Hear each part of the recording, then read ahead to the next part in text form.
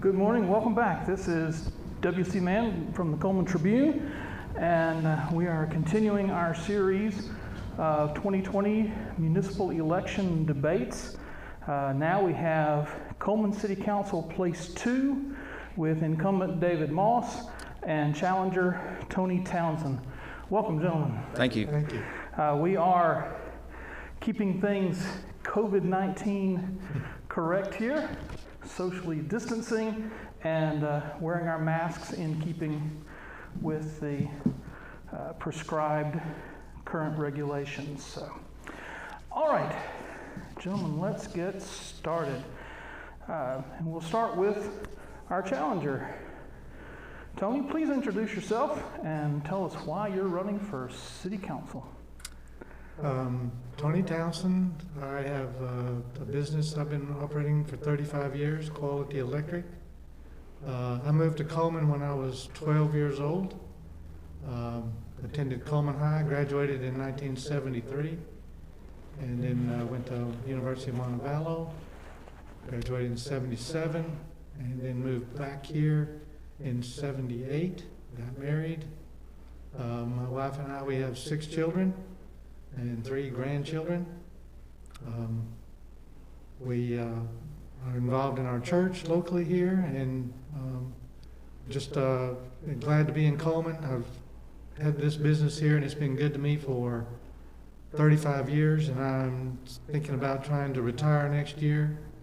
And so Cullman's been pretty good to me, so I'm trying to give back a little bit to the city that they've been good to me, and see if I can help them out any way if possible. And just look forward to it. I'm a task-oriented, goal-oriented person because of my business, and so I think I can do the same thing maybe with this job that's coming up if I get elected. Okay. David. Okay. Introduce yourself. Tell Good us morning. why you're coming back. I'm David Moss Jr. I've been involved with the council for 2 years. I'm very proud of what we've accomplished. Not quite 2 years, but 22 months. I'm proud of what we've accomplished during that time. My wife, Mary Leah Moss, works at Wallace. She's worked there for 26 years. I have a son, Thomas, that works at R.E. Garrison. My son was engaged a week ago, about right now, to Nina Mills. Nina works at the high school, and she helps coach middle school basketball. I have twin daughters, Mary Beth Cleveland. She got married in June, and she is a 2nd grade teacher at West Elementary. And then her twin sister, Katie Acton, was married in November, and she currently lives in Trussville. She's an occupational therapist, and her husband's in the building supply business, but I hope that someday they too will move back to Cullman. So my family has deep Cullman roots, and I've been very fortunate to live here for most of my life, and I think if given the opportunity, I could continue to serve our community well. Okay. Now, we're going to be alternating starting points with questions, and we're going to begin with David. After years of planning and work, water from the Duck River Reservoir is now flowing to the city water plant. Do you feel the project was handled the best it could have been? Okay, so I wasn't around when it started, but I know in the last 2 years that a lot of time has been spent finishing that and getting everything flowing. I think everything, I mean, nothing's ever perfect, and I know there were some issues, and I think the people that have addressed those are continuing to do a good job of following up on those, but overall I'd say yes, it's been a great project. Tony, same question. Water from Duck River flowing to the city water plant, and do you feel that the project has been handled the best it could? Probably so. I do agree with David that there's some issues that need to be brought up and fixed and so forth. But I think looking at the future growth of the city of Cullman and what's coming, we definitely need the water, because Cullman's going to grow exponentially in the next few years. And so I think building that reservoir and all that was a good thing to do. I think that, like I said, we're gonna need the water, that's for sure. Okay.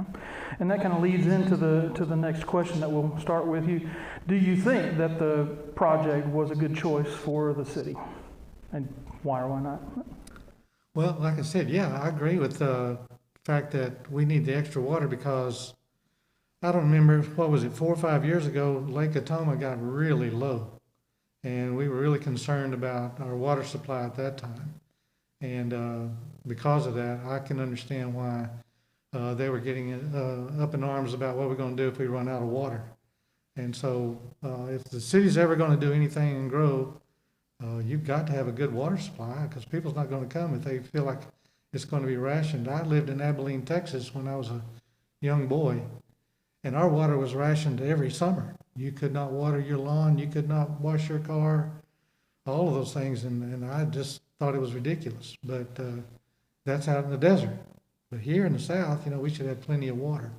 And so when that Katoma got low, I just was concerned like everybody else. So yeah, I think they did a great job of getting us a new water supply.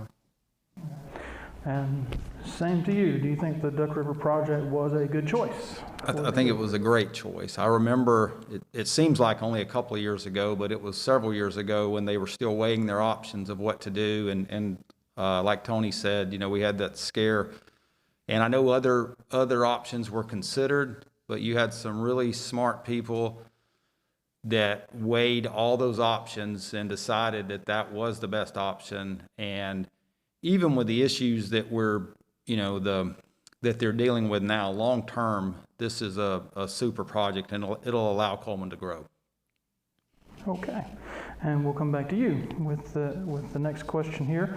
Reliable and sufficient broadband access downtown has been an issue that many businesses have expressed concern over. Do you feel that it's a problem? And if so, what do you feel is the best way to address that need? Reliable broadband is a problem or an opportunity everywhere right now, and it is it's essential if we're going to be a thriving community in the future. What is the best way to address it? I'm not sure if you're from a technical standpoint what you're talking about, but I know we have to invest the resources to make sure that everywhere in our city has access to broadband. Okay. And Tony, same question. Do you feel that broadband access downtown is a problem? And if so, what is the best way to address it? Well, I live in the city, and let's see, I guess 2 or 3 months ago, I finally got cable where I could get internet after living there for 27 years and trying to get it and trying to get it and trying to get it and couldn't get it until a couple of months ago. And my son-in-law worked really hard to try to get me to get that, and so I was glad to get it. But as far as businesses are concerned, the way they're all run these days, I'm assuming they all have to have access to the internet and all the things that are going on to be able to work even around the world with it. So I think it's absolutely necessary with the technology today. And I'm not up on all of the technology today because I can't keep up with it fast enough. But for my business and what I do, I was grateful to get what I had finally, and I live in the city. So yeah, we need it.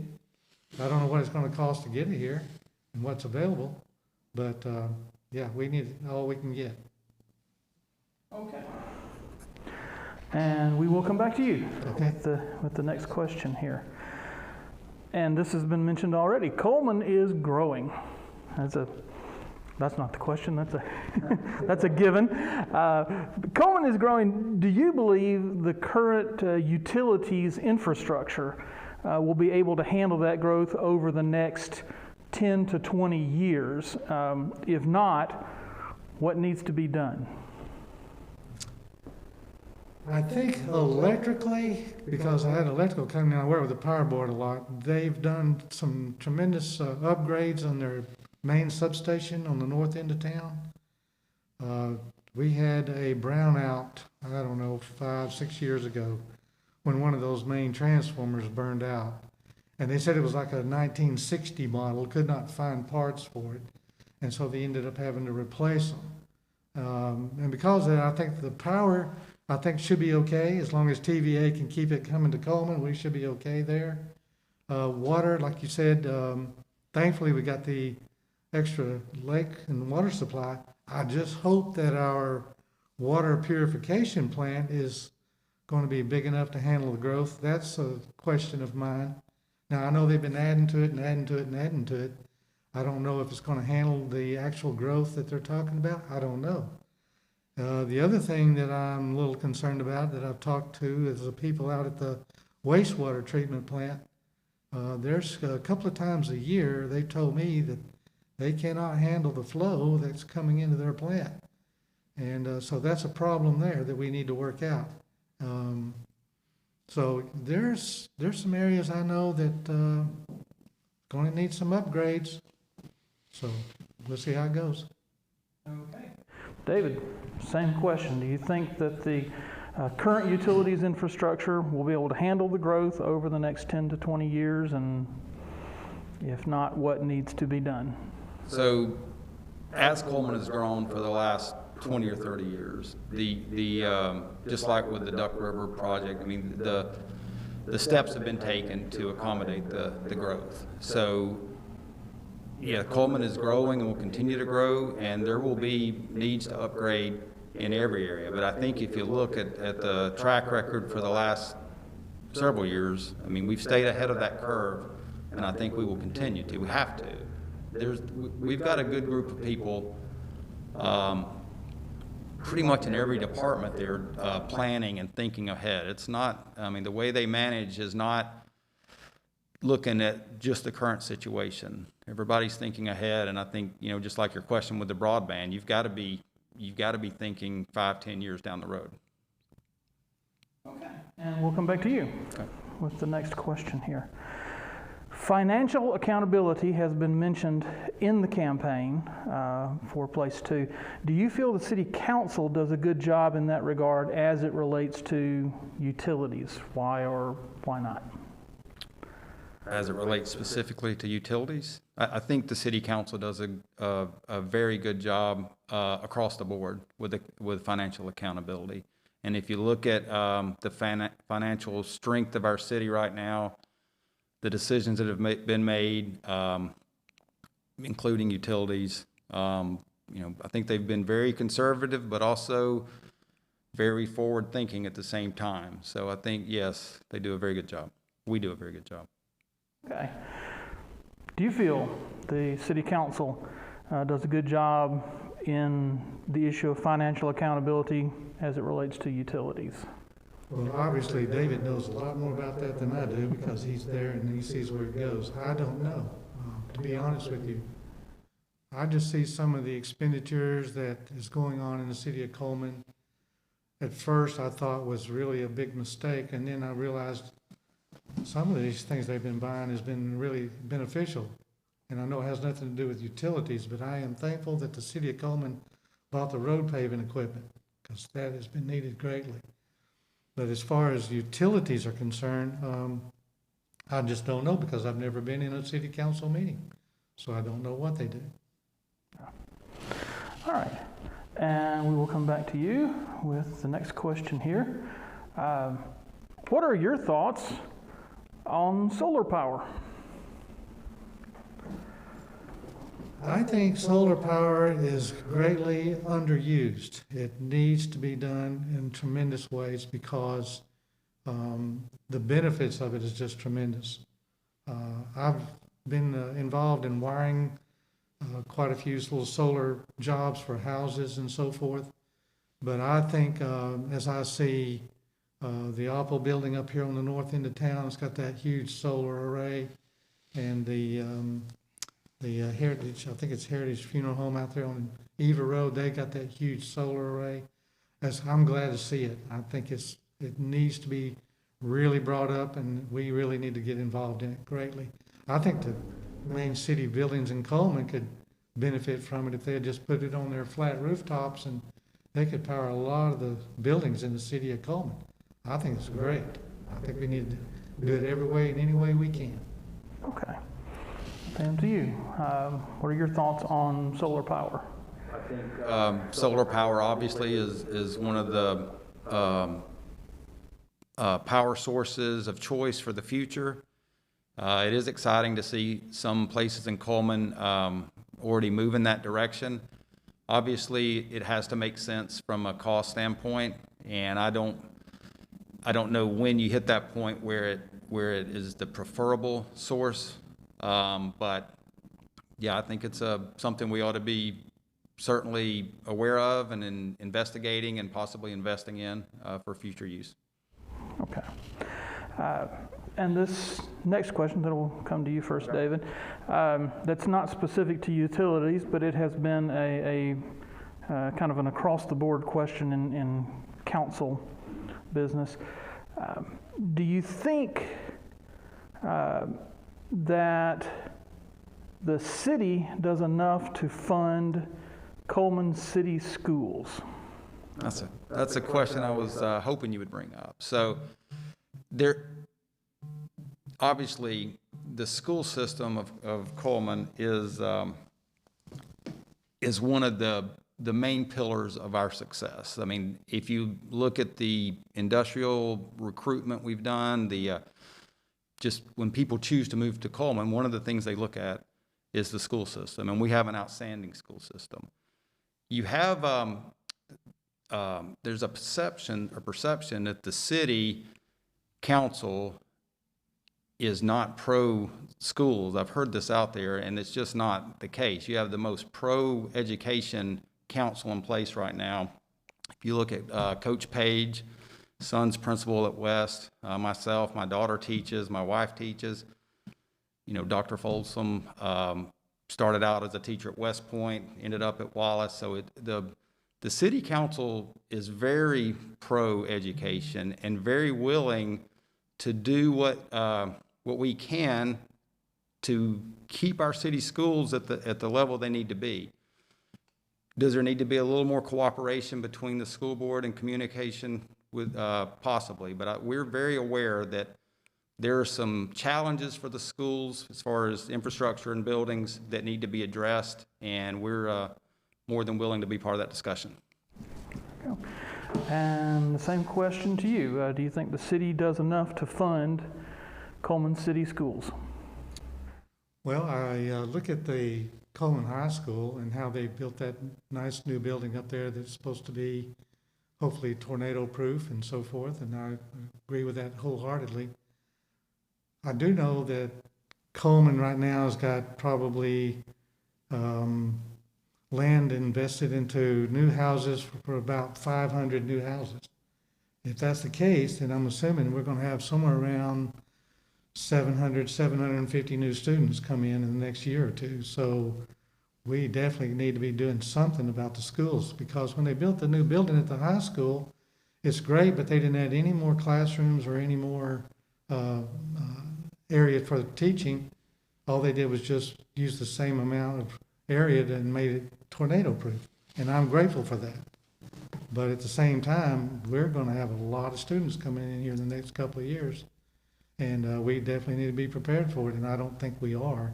I don't know what the city council does as far as how much they provide for the school system, but I know we definitely need to be thinking about it tremendously, because it's coming, whether we want it to or not. Okay. And then we will begin with you to close this out and take up to 3 minutes to tell the citizens of Cullman anything else you'd like to share. The floor is open.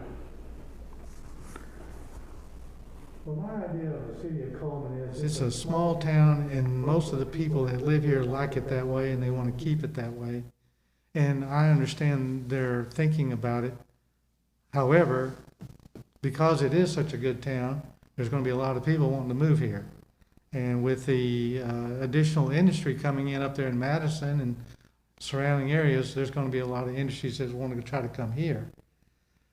The thing is, how do you balance keeping Cullman that sweet small town that everybody knows their neighbor, and you feel like it's safe to walk the streets of Cullman day or night and keep it that way even with all this growth. That's going to be the clincher as to how we handle that. And as far as the utilities are concerned, like I've said, I'm hoping that we have enough to handle everything that comes our way with the growth that's coming. I want to make sure that we're ahead of the game before it gets here, because I don't want anything to be canceled or whatever because we're not able to function because we can't give them what they need. So I hope Cullman thinks ahead and looks forward to that time, but yet at the same time, keep it the town that we have. It's a town of churches. We're able to worship freely, and nobody's ridiculed or even persecuted for being here, for that matter, to go to church. So I want to keep it that way. But I know that we're going to have a challenge of some major growth, and so we got to keep that in mind. Okay. And David, you get to close us out. Tell the citizens of Cullman anything else you'd like to share. The floor is open to you. Okay, so again, I'm David Moss Jr., and I'm asking for your vote for City Council Place 2 on August 25th. I'm very proud of the 22 months that what we've accomplished since I've been on the City Council. I felt like the way I joined and the opportunity to join, I was joining a winning team. It wasn't like, you know, I was going into a situation where we needed to change a lot of things. I feel like our community has a lot of momentum, a lot of positive energy, a lot to be thankful for. Previous leaders, previous mayors, going back, you know, many mayors, previous councils, all the people that have led the city and got us to where we are, we're very thankful for. I feel like the biggest thing we need to do is keep that momentum going. And one of my big concerns for the next 4 years is the impact of the COVID virus, and what is that going to do to our small businesses, to our restaurants, to the activities the community activities that we've been enjoying, the Second Fridays, the Oktoberfest, those things, the Cullman High School baseball games that so well attended. All these things are, you know, hopefully these are short-term, a blip in our lives, but perhaps they're not. So I hope that with the experience that our council has now, and I feel like I'm well qualified to help lead us through these challenges for the next 4 years, and I would appreciate your vote on August 25th. Thank you. All right, that's it. Gentlemen, thank you. Thank you. Appreciate it.